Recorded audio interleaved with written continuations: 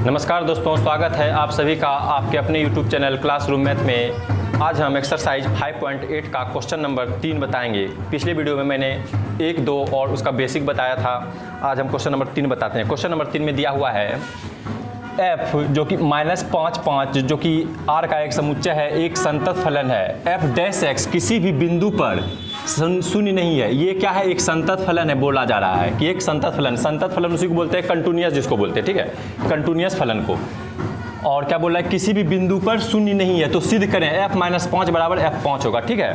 तो इसको हम सॉल्व करते हैं। इसमें जो है हम सबसे पहले मान लेते हैं, लेट मतलब सॉल्यूशन इसका हल करते हैं। मान लेते हैं कि f -5 बराबर है f5 के, ठीक है, मान लिए। थोड़ा देर के लिए मान लिए, सिद्ध करना है कि बराबर नहीं, हम मान लिए थोड़ा देर के लिए f -5 बराबर 5 मान लिए, ठीक है। लेकिन दिया हुआ है क्या? लेकिन प्रश्न में दिया हुआ है, प्रश्न में दिया है कि फलन संतत है। क्या है? संतत है। मतलब संतत मतलब क्या होता है पता है? कंटिन्यूअस, कंटिन्यूअस है, ठीक है। अभी तुरंत बताते हैं कि जितना भी कंटिन्यूअस फंक्शन होता है सब डिफरेंशिएबल होता है ना।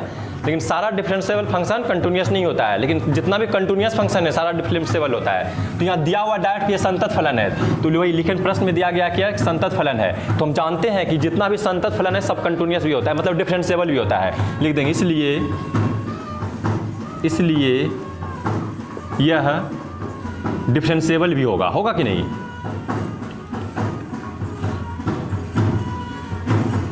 डिफरेंशिएबल भी होगा, ठीक है। पहले नोट में हम तुम लोग को लिखवा चुके हैं, आगे समझना। कंटिन्यूअस भी होगा। अब देखो दिया गया बिंदु पर शून्य नहीं है और बोला जा रहा है क्या कि दिया गया फंक्शन जो है किसी भी बिंदु पर शून्य नहीं है। और दिया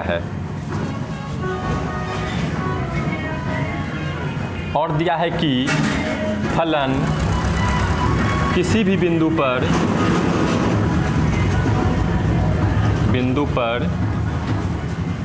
शून्य नहीं है, ठीक है। दिया गया फलन किसी भी बिंदु पर शून्य नहीं है, इसीलिए जो है, इसीलिए -5 और 5 क्या होगा?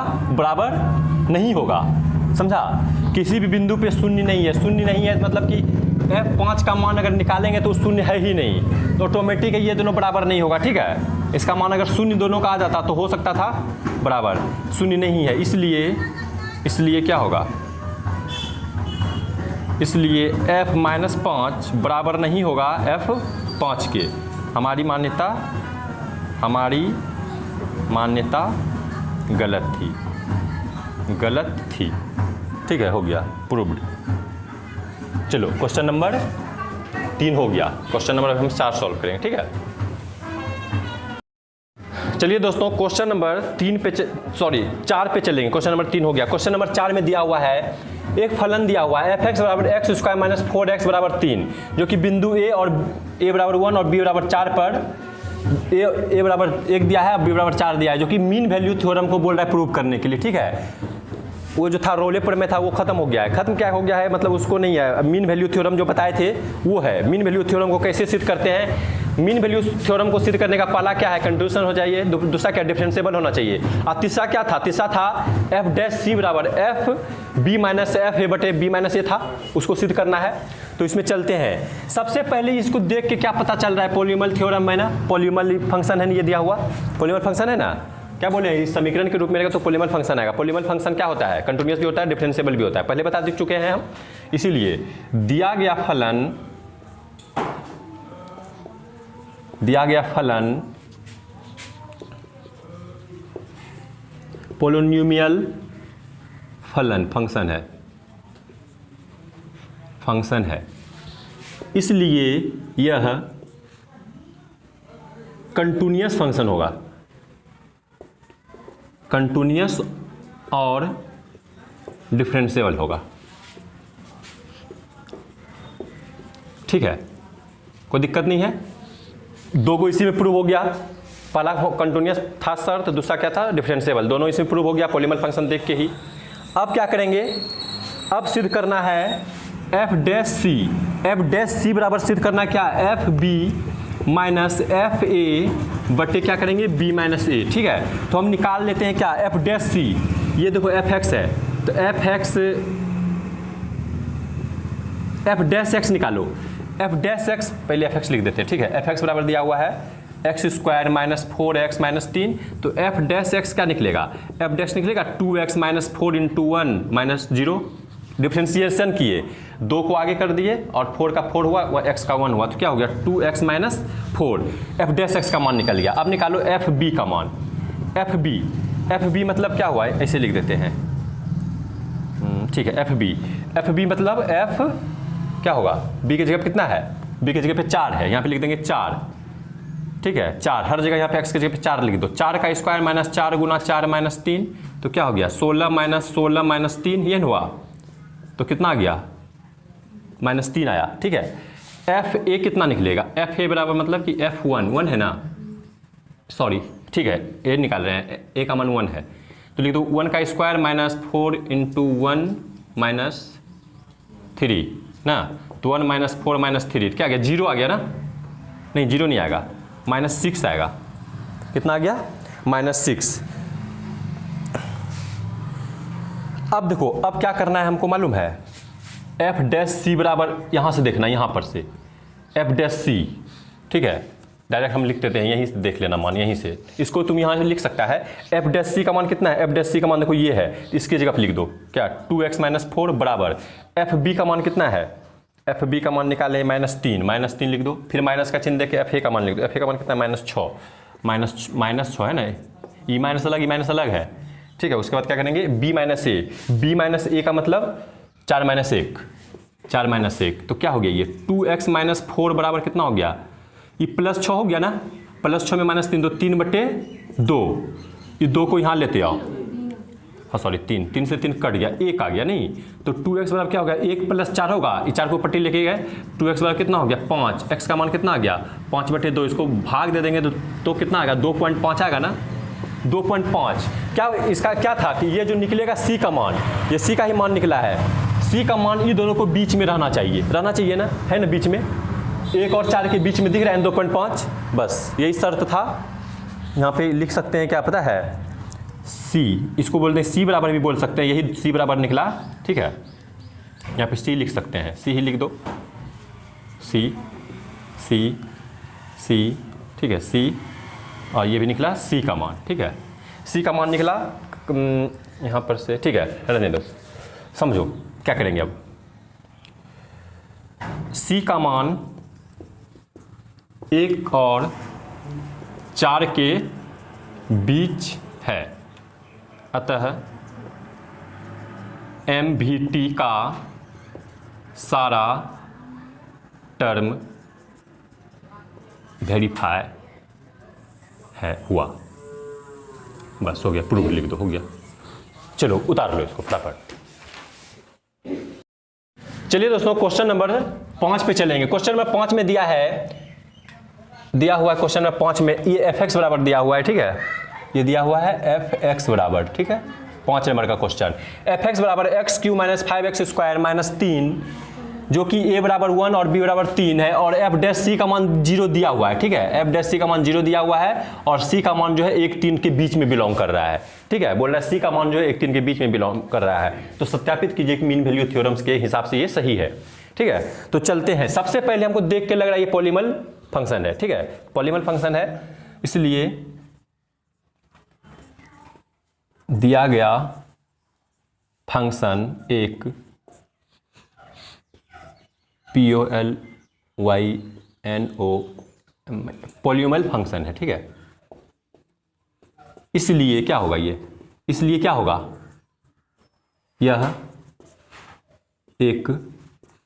कंटिन्यूअस होगा, ठीक है, कंटिन्यूअस और डिफरेंशिएबल होगा।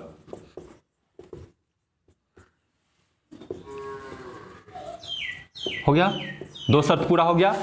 मीन वैल्यू थ्योरम है, मीन वैल्यू थ्योरम में क्या होता है, तीसरा होता है F dash C F B minus F A बट्टे में क्या होता है बी माइनस ए, यही ना होता है।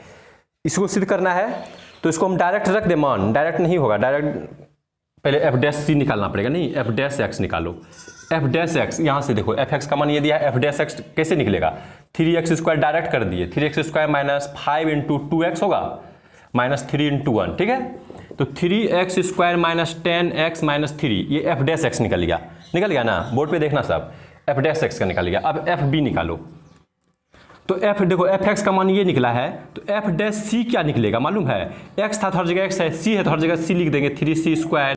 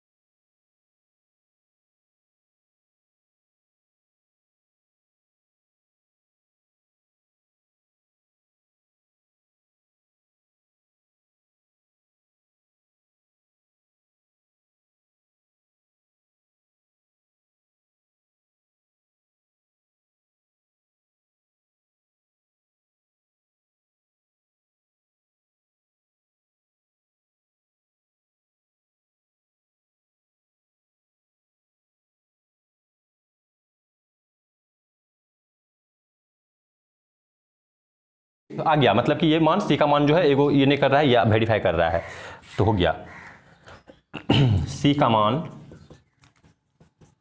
मान 1-3 के बीच में है, अतः सारा टर्म वेरीफाई हुआ, प्रूव्ड। ठीक है, चलिए इसको आप लोग उतार लीजिए। क्वेश्चन नंबर चलिए दोस्तों क्वेश्चन नंबर 6 पे चलते हैं। क्वेश्चन नंबर 6 में दिया हुआ है कि प्रश्न संख्या 2 में उपरोक्त दिए गए फलनों के लिए मध्यमान प्रमेयों की उपयुक्तता की जांच करें। इसमें एमवीटी चेक करना है, ठीक है, एमवीटी। प्रश्न संख्या 6 में दिया कि क्वेश्चन नंबर 2 को ही सॉल्व करना है। क्वेश्चन नंबर 2 में पहला क्वेश्चन था एफ एक्स बराबर मतलब कि बड़की ब्रैकेट के अंदर x है, और 2 नंबर क्वेश्चन में भी बड़की ब्रैकेट के अंदर x है, और दोनों जो है बिंदु a b का मान दिया है 5 9 दिया है, -2 2 दिया है। हम जान रहे हैं कि ये ग्रेटेस्ट इंटीजर फंक्शन है दोनों, है ना। ग्रेटेस्ट इंटीजर फंक्शन जो है दोनों, उसमें क्या होता है, ना तो कंटिन्यूअस होता है ना डिफरेंशिएबल होता है। हम सारा नोट में बता चुके हैं, वो नोट जिसको उसको याद होगा वो बहुत अच्छा समझ में आ रहा होगा कि जो भी ये ग्रेटेस्ट इंटीजर फंक्शन रहता है, यानी बड़की ब्रैकेट के अंदर में अगर कोई फलन दिया हुआ है तो वो फलन जो है ना ही कंटिन्यूअस होता है ना डिफरेंशिएबल होता है। जब कंटिन्यूअस डिफरेंशिएबल नहीं हुआ, पहला शर्त ही नहीं फॉलो हो रहा है, तो क्या बोलेंगे, बोल देंगे कि इसमें नहीं लागू होगा मध्यमान प्रमेय, नहीं इसमें सेटिस्फाइड करेगा। लिख देंगे दिया गया फलन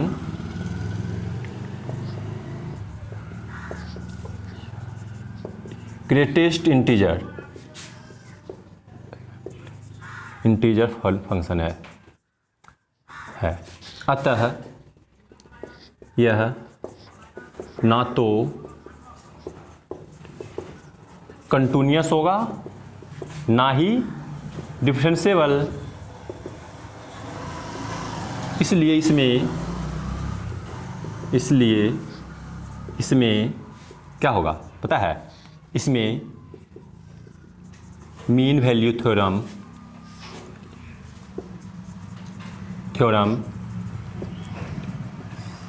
सेटिस्फाई नहीं करेगा। बस 2 को क्वेश्चन सॉल्व हो गया।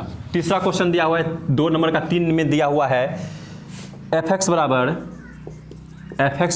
एक्स स्क्वायर, जो कि बिंदु दिया हुआ है एक्स, क्या दिया हुआ है, समुच्चय है 3 में दिया एक्स स्क्वायर, एक्स समुच्चय है 1 और 2 का, ठीक है, यही ना है, ओपन अथी में दिया हुआ है। देखो समझो, इसमें क्या करेंगे मालूम है, दिया गया फलन क्या है, पॉलीमल है, दिया गया फंक्शन पॉलिनोमियल फंक्शन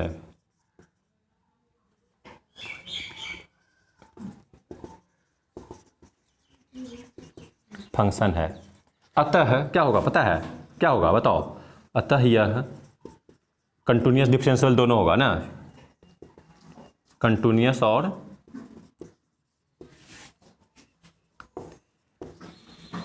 बल दोनों होगा।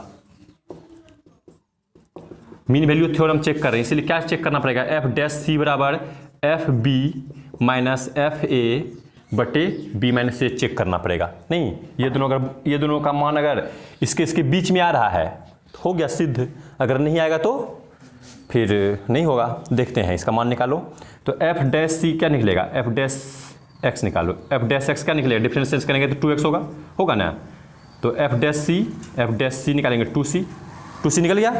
अब निकालो पता है क्या, एफ डैश का मान 2c निकल गया, अब निकालते हैं एफ बी का मान, ठीक है, एफ बी का मान कितना दिया है, देखो ये ए है ये बी है, तो एफ बी मतलब 9 है ना, 9 मतलब यहाँ 9 का स्क्वायर रख दो, यानी कि 81 आ गया।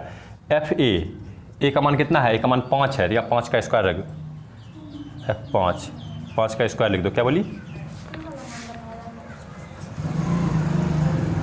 सॉरी ये क्या रख दिए हम, ये क्वेश्चन ये है, सॉरी गलत हो गया, एफ बी का मान ये ए है ये बी, हम यहाँ पे देखने लगे 1 नंबर वाला क्वेश्चन, ठीक है, ये बी का मान 2 है, 2 रख दीजिए, यहाँ पे 2 का स्क्वायर 4 होगा, ठीक है, गलत हो गया था। और यहाँ तो ए का मान 1 है, तो यहाँ 1 होगा, 1 का स्क्वायर यानी कि 1 होगा, ठीक है, निकल गया।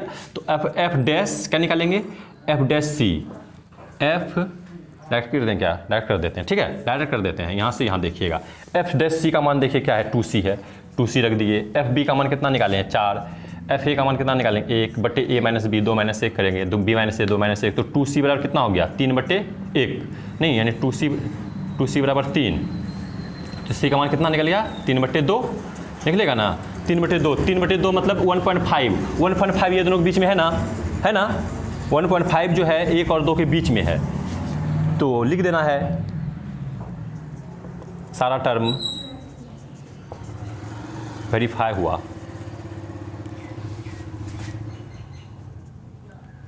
MVT प्रूव्ड, ठीक है। इसमें जो दिया हुआ है दोस्तों, एक चीज देखिए, अनुपयोगिता की जांच कीजिए, ये सब उतना मतलब अथी नहीं है, वही है बस, मतलब कि इसमें बस सबको देख लेना है कि कौन सा मीन वैल्यू थ्योरम को कौन कौन मान रहा है मीन वैल्यू थ्योरम को सिद्ध करने के लिए बोला गया था, क्योंकि इसके पहले जो वहाँ पे दिया हुआ था 2 नंबर में वो रोल पेपर में था, तो इसीलिए 6 नंबर में उसी को बोला मीन वैल्यू थ्योरम को सिद्ध करने के लिए। तो मीन वैल्यू थ्योरम सिद्ध किए तो सिद्ध हो गया। ठीक है दोस्तों, तो आज का वीडियो में इतना ही रहेगा। कल जो है हम विविध प्रश्नावली यानी कि मिसलेनियस एक्सरसाइज 5 का स्टार्ट करेंगे। अगर हमारे चैनल पर दिखाई गई वीडियो आप लोगों को पसंद आती है तो हमारे चैनल को लाइक करें, सब्सक्राइब करें, शेयर करें। धन्यवाद।